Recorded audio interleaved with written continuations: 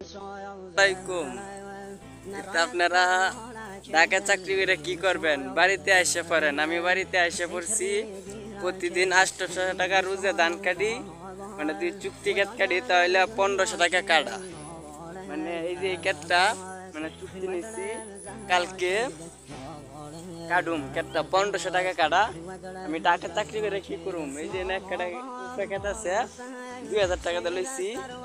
সারাদিনে কাটলাম একলা, 2000 টাকা দিয়ে নিচ্ছি, সারাদিন 1 লাখ কাটতে শেষ করলাম। আর যদি রোজে কাজ করি তাহলে প্রতিদিন 800 টাকা রোজ।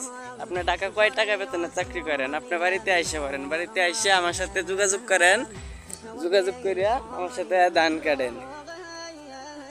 এটা বেতনে চাকরি করে পুষবো না। বাড়িতে আসেন, প্রতিদিন 800 টাকা করে কামান।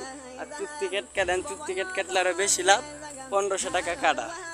আপনার সারাদিনে 1 লাখ কাটা ক্ষেত কাটতে পারবেন। আর দুজি আরো সাথে লোক লয়ে লন, তো সারাদিনে 2 জনে 2 কাটা ক্ষেত কাটতে পারবেন। সবাই বাড়িতে আইসে পারেন, বাড়িতে আইসে উড়াধুরা ক্ষেত কাটেন আর উড়াধুরা কাম করেন। আসসালামু আলাইকুম।